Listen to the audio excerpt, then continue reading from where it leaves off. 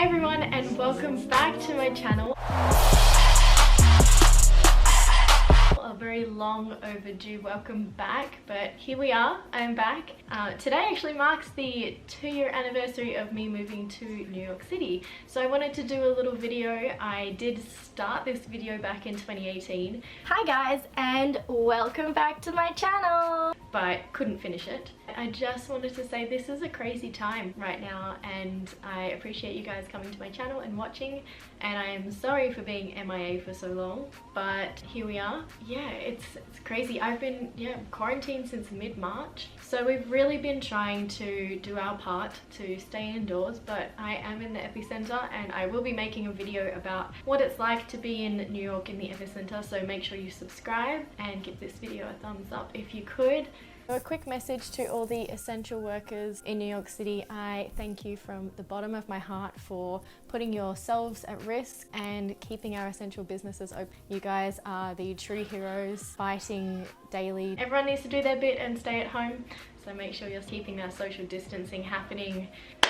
Now, I want to take you back. Let's go back to the 23rd of April 2018. So I just arrived in New York City. I arrived nice and early, I think it was 6 a.m. And I went straight to my friend's place. So I was staying with my friends in Harlem, a married couple. They had a spare bedroom. Awesome, they let me stay there. They gave me really good pointers on things to know in New York. It was great and it was so nice of them to let me stay there. I think I stayed there for about 2.5 weeks because it was then Mother's Day. So one of them, their mother was coming in to town, so I had to vacate. So I found a sublet, and the sublet was still in Harlem. It was a little bit further up. It was kind of more central Harlem, and it was really cool. It was all creatives that lived in this house, which was really awesome. All of this great creativity in the house, and I wasn't there for too long. I think I was there for 2 weeks before I moved into my place. So I had actually found a place to sublet. The guy was moving to some other state to be with his daughter, and I'm pretty sure it was over my budget, but it was a bigger room, which is really what I wanted to continue filming. So the time rolls around, go to move in, it's all fine. I move my stuff by myself. I'm just walking a very long walk actually. Really hot summer's day. I was totally exhausted and I'm bringing the last of my stuff. I'm sweating and I have to go back to my sublet to shower and get ready for work. So this was before the 1st of June. It was only a few days before. And I'm taking my last bit, which was my little wheelie suitcase. So I take that upstairs and there's apparently 2 guys follow after me. And the guy who I'm taking over his room says, "Oh, do you know them?" And I said, "No, Matt, like I don't know who they are." So what does he do? This idiot buzzes them in anyway. Like, who does that? I just told you I don't know them. Why are you buzzing these random people into our building? And it was only on the 1st floor of a walk up. And there's a knock at the door. As I'm bringing my stuff in, I just wheeled my suitcases like around the corner and there was a knock at the door. The guy who I'm taking the room over from opens the door and it's the police. And they say, "Hey, are you conducting Airbnb in the apartment?"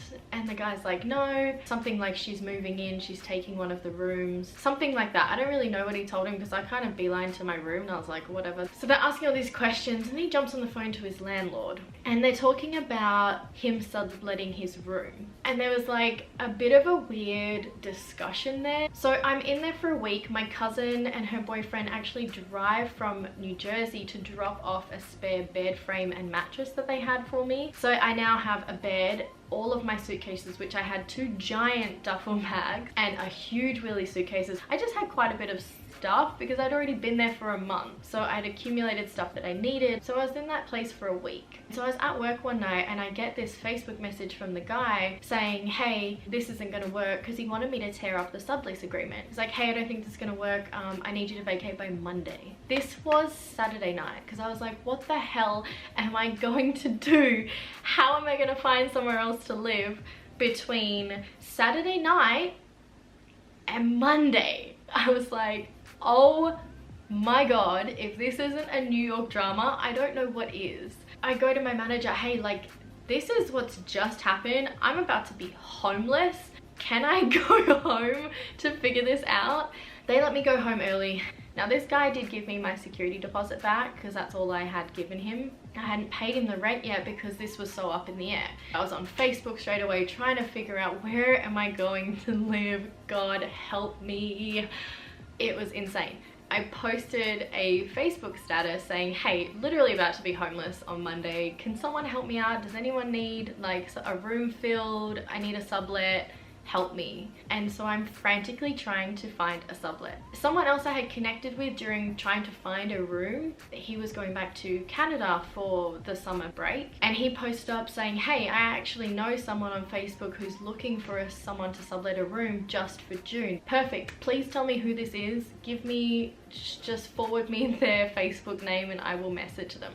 I got in contact with her and I ended up moving in from that Monday to the end of June. It was ground floor, street facing. It was right around the corner from a bar and it didn't stop. If I came home from work at like after 1:30 a.m, then I would hear people leaving the bar. And they'd walk down the streets and they were loud as hell, and they were loud until like 5 or 6 a.m. You could still hear people leaving and like kind of vacating the area. And then 7 or 8 a.m. rolls around, and all of the older residents that live in all of these beautiful brownstones are out in the street. They're talking loud, they're discussing community matters, whatever, and I'm just like, shut up, I just finished working a night shift and I can't get any sleep. So I was still looking for places, trying to find somewhere to live. So I stayed with my friends, stayed in a sublet, stayed in my place that I was supposed to move into. Then I was in a sublet again. Then I finally found my apartment. I end up having to drop like $3.5K to move in because of first month's rent, security deposit, which is essentially a month's rent, and a broker fee, which was a month's rent. I ended up being able to talk this guy down to giving me a $300 discount because I told him my story. Stayed with friends, moved into a sublet, moved into my place, got kicked out with 24 hours to find somewhere to live, and then I moved into another sublet, and now I'm finally finding a place to live. It was stressful. The place that I ended up staying in was really awesome. It was on the 5th floor of a walk-up. I had 3 roommates, which I lived alone for quite a bit in Melbourne in my last apartment. Thank God I had that apartment, it was so great. But the most roommates I had were 2. So to have 3 roommates, I was like, oh, how's this gonna work? But it actually worked out really well. A couple of them were hardly ever there, never saw them. The one that I saw the most, she was like a teacher. She wasn't home all the time, she'd go to bed early. She was in her room grading papers and things like that. So I pretty much had the place to myself. I finally had a place to live and it was so good.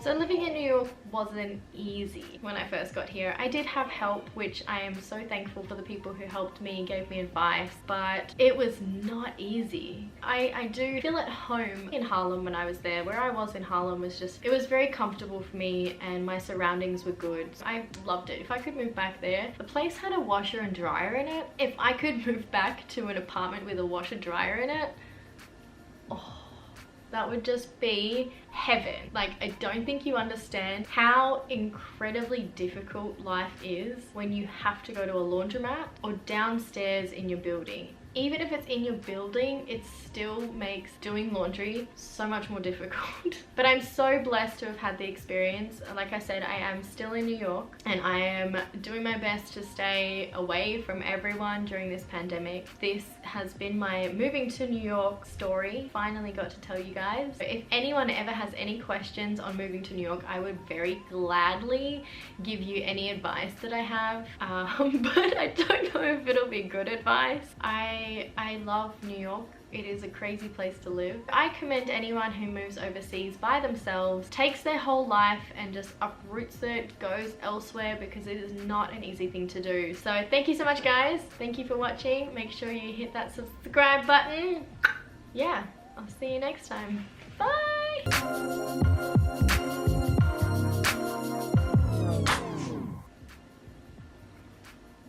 Oh, I left this for so long, it's cold now.